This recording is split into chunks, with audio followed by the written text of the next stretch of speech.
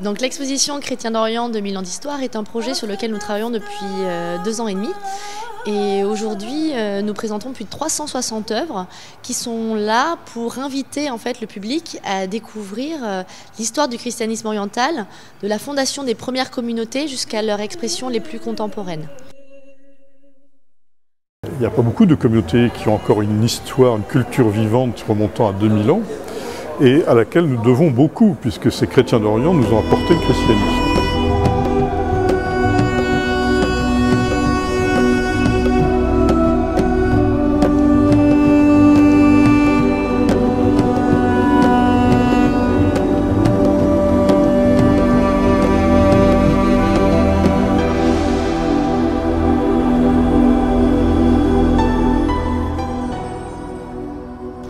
Donc le projet se tient à l'Institut du monde arabe car on s'intéresse plus particulièrement aux chrétiens du monde arabe dans les pays aujourd'hui de la Syrie, de l'Irak, du Liban, la Palestine, Israël, Jordanie et de l'Égypte. Ce projet en fait est important pour l'IMA. C'est un geste fort. Il s'agit vraiment de témoigner que ce monde est chrétien, que le christianisme est né en Orient, qui s'est développé, épanoui, que les communautés chrétiennes ont participé à la création du monde arabe tel qu'on le connaît aujourd'hui et qu'il ne serait certainement pas le même s'il n'y avait pas eu cette effervescence et cette diversité culturelle et religieuse.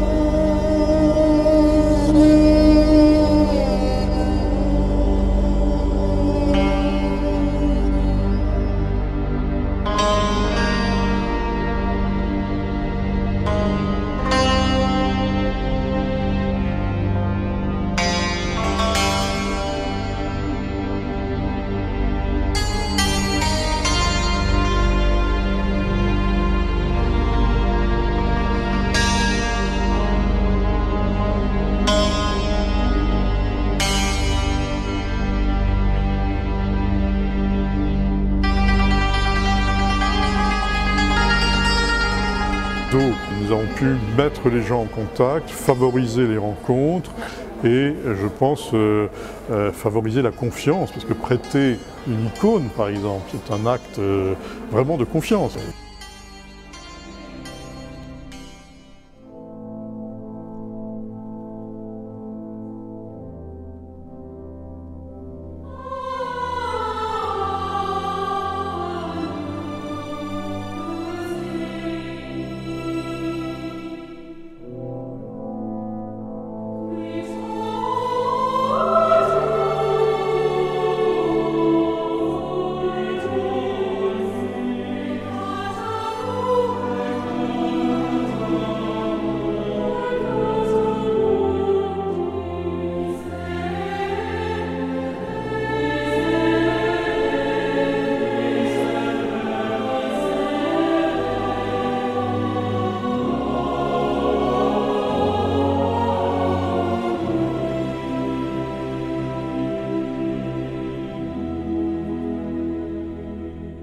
L'exposition est organisée autour d'un parcours organisé sur 4 grands espaces chronologiques afin de vraiment traverser justement cette histoire sur 2000 ans. L'idée à chaque fois c'est d'axer sur une problématique particulière, notamment par exemple pour la première salle sur l'entrée, on est vraiment sur les premières communautés et la naissance du christianisme, comprendre ce que c'est que le christianisme oriental et en même temps découvrir des trésors, c'est-à-dire la plus vieille église du monde qui est présentée à l'Institut du monde arabe avec ses fresques qui datent de 232 et qui nous sont prêtées par l'université de Yale. C'est la première fois en Europe que ces images sont montrées.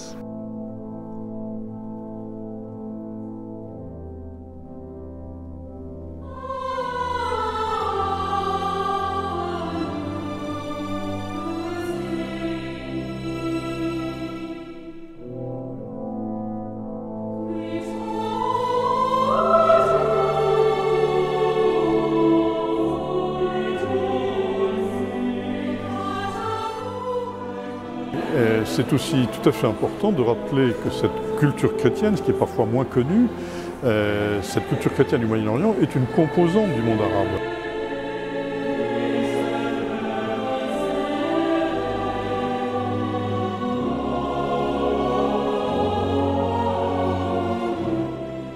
L'exposition s'intéresse au christianisme oriental dans son ensemble. On traite bien évidemment de la diversité des églises, on tente d'expliquer justement cette diversité, mais l'exposition se penche plutôt sur la communauté de destin qu'ils partagent tous ensemble. Donc on travaille justement sur les interactions qu'il y a pu y avoir entre justement des artistes syriaques, coptes, leur implantation territoriale, leur lien aussi avec le pouvoir musulman, mais également avec l'Occident. Il est vrai qu'à partir du 19e siècle, on traverse comme ça des séries de portraits qui sont là aussi pour donner des images et insuffler, on va dire, de l'humain dans cette exposition. Il s'agissait vraiment de la rendre vivante et de raconter également une histoire et de donner des visages à ces chrétiens d'Orient.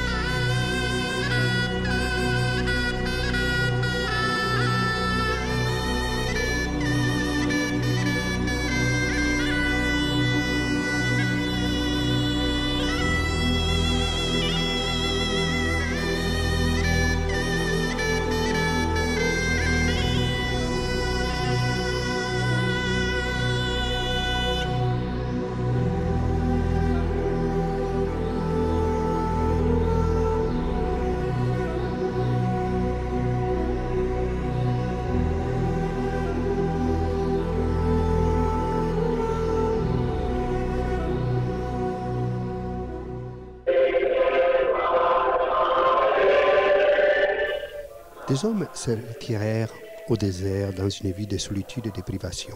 On trouve dans les fondateurs du manichisme Antoine et Pacôme, vers 250 avant Christ. Antoine, après la mort de ses parents, il vendit ses biens et choisit de vivre en ermite hors de son village. 6 años, 6 semanas y 6 días llevas de pie en esa columna, Simón, edificando a todos con tu ascesis. Pasa ahora a ese otro pedestal que te ofrece la munificencia del rico Práxedes según tu deseo. Así puedas sobre tu nueva columna seguir enfervorizando a nuestros hermanos con tu penitencia, siguiendo la senda que nos mostró nuestro padre Simeón el Estilita. Recíbela, Simón, como una muestra de agradecimiento de una familia sobre la cual has derramado ventura al curarme a mí de un mal nefando.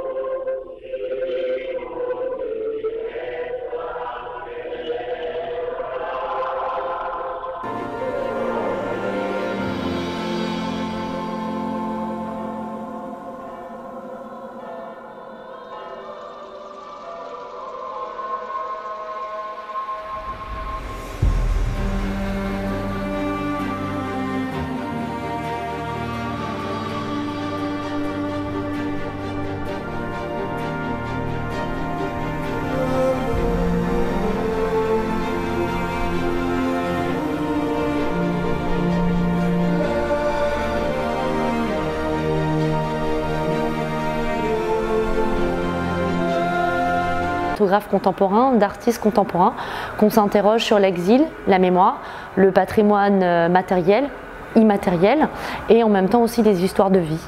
Puisque ce que l'on essaye de dire aussi dans l'exposition, c'est qu'effectivement c'est différent aujourd'hui d'être chrétien en Irak, en Syrie, au Liban, en Jordanie, en Israël-Palestine ou en Égypte. Donc c'est aussi cette multiplicité de situations qu'on tend à mettre en avant. Et effectivement on a aussi une réflexion sur le patrimoine en danger, mais dans lequel le patrimoine chrétien s'intègre également. Donc toutes ces différentes, tous ces différents questionnements en fait, sont mis en avant par le biais de l'art et des artistes et de discours que les Arabes chrétiens portent eux-mêmes aussi sur leur situation.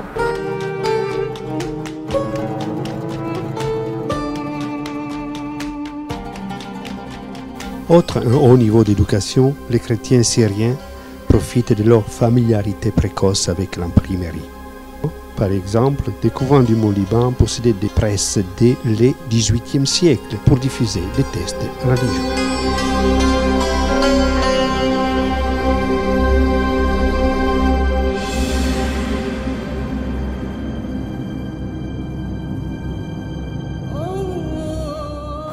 Comment être chrétien dans le monde arabe aujourd'hui.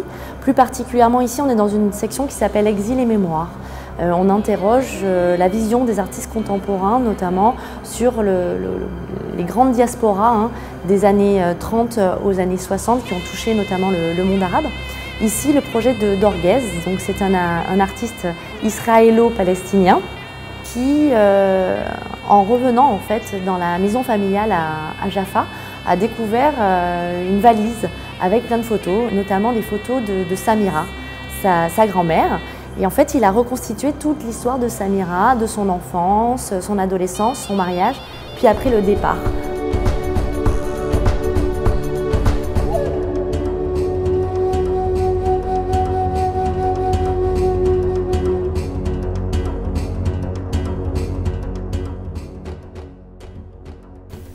Les bouleversements tragiques en cours au Moyen-Orient ont jeté une lumière crue sur la situation des populations chrétiennes dans cette vaste région.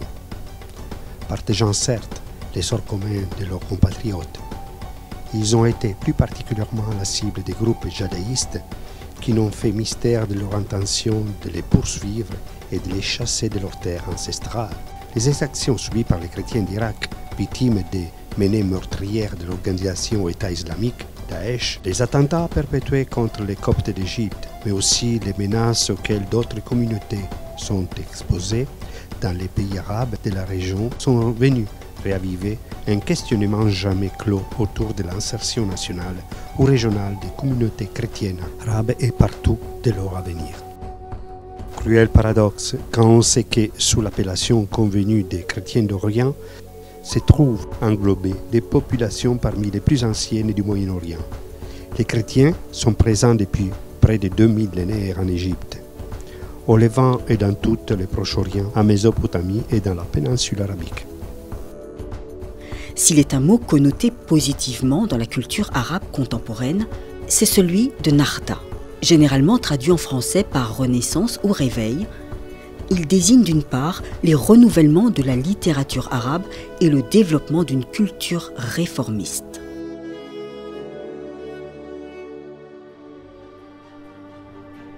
Dans les faits, c'est la disparition de l'Empire ottoman qui mettra réellement un terme à la minorisation statuaire des chrétiens. La fin progressive du statut de dhimmi aura coïncidé avec des épisodes tragiques.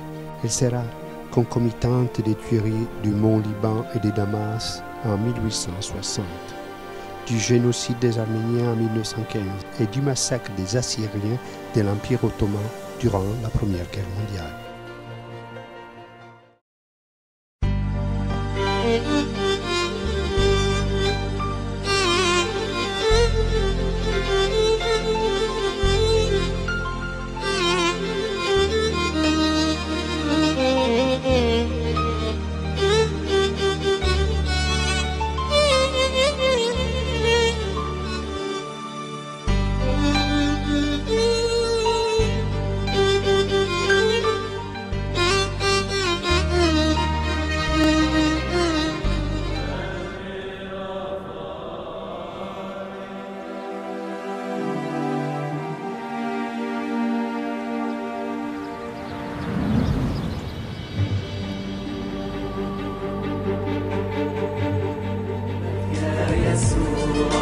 كل شيء باطل من غيرك يا يسوع، كل شيء ضايع من غيرك يا يسوع، من غيرك يا يسوع.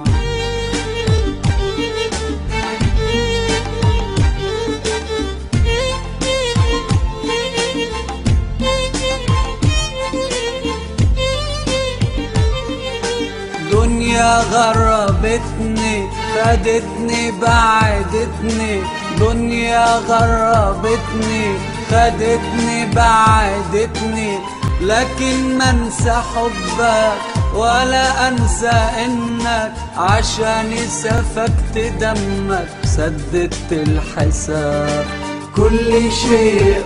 Donc là on est au tout début de l'exposition. On est vraiment dans la période où on parle des premières communautés chrétiennes et notamment avec un prix exceptionnel qui vient en fait de l'université de Yale. Donc on est devant les fresques de Doura Oropos, donc la Domus Ecclesiae, la maison de l'Assemblée qui a été découverte en Syrie en 1920 par des fouilles franco-américaines. Donc c'est des prix exceptionnels puisque c'est la première fois qu'elles sont présentées en Europe, que nous avons bataillé pour justement pouvoir les présenter à notre public. Ici, deux de ces fresques qui ornent notamment le baptistère de cette maison particulière, puisqu'à l'époque il n'y avait pas d'église. On est à la période des persécutions et en fait c'est les plus vieilles représentations du Christ connues aujourd'hui, les premiers des saints chrétiens.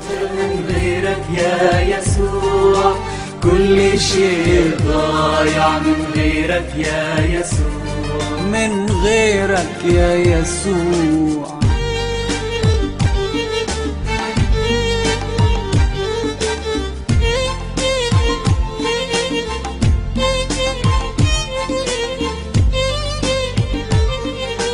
دنيا غربتني، خدتني بعدتني، دنيا غربتني، خدتني بعدتني، لكن ما انسى حبك ولا انسى انك عشاني سفكت دمك، سددت الحساب كل شيء باطل من غيرك يا يسوع، كل شيء ضايع من غيرك يا يسوع، كل شيء باطل من غيرك يا يسوع، كل شيء ضايع من غيرك يا يسوع، من غيرك يا يسوع.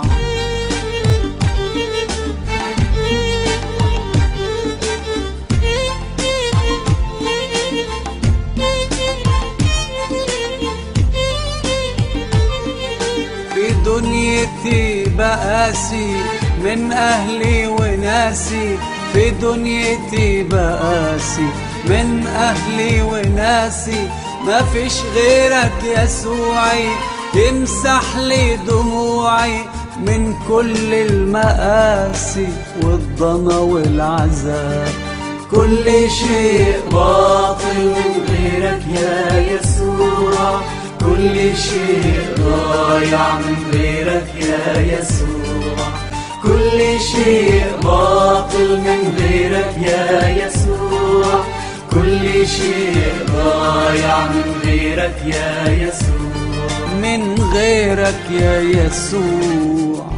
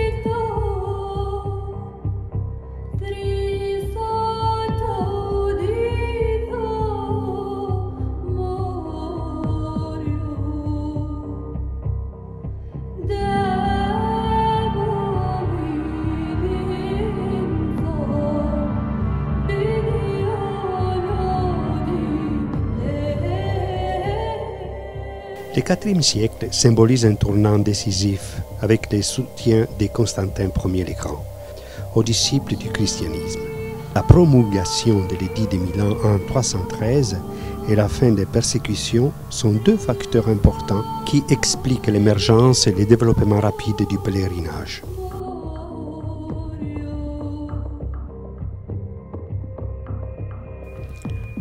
Avec la conquête de la Syrie en 1516, l'Empire ottoman établit durablement sa domination en Méditerranée orientale.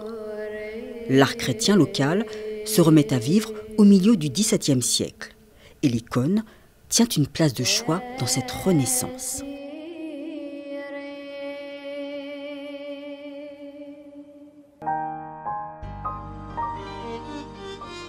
Donc là, on est devant un magnifique rideau liturgique qui nous a été prêté par le patriarche arménien de Jérusalem.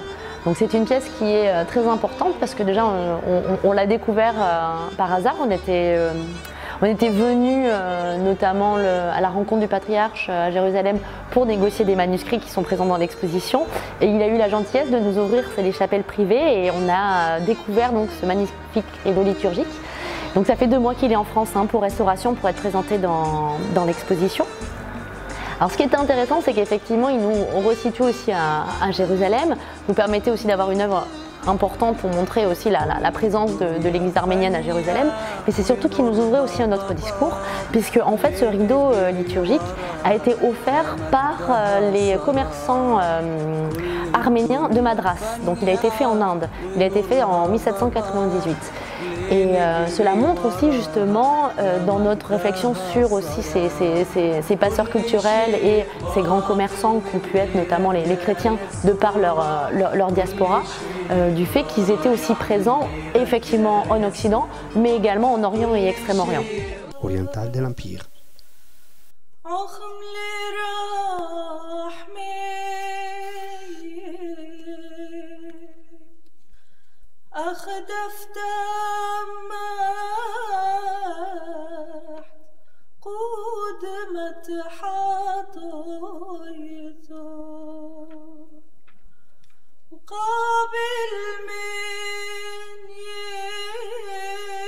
Tout au long de cette exposition, bien entendu, il est question d'échanges, mais également de l'histoire tumultueuse entre chrétiens et musulmans dans cette zone, de la période médiévale avec la conquête arabe à partir du 7e siècle, avec les persécutions qu'il y a pu avoir, la période ottomane notamment avec la chute de l'Empire ottoman, résonne aussi aujourd'hui avec la situation actuelle et interroge sur les perspectives et l'avenir et l'importance de l'implantation de ces communautés dans ce monde arabe.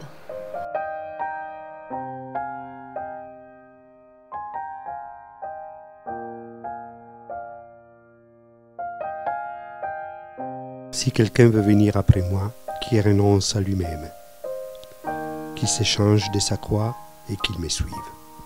Matthieu 16, 24.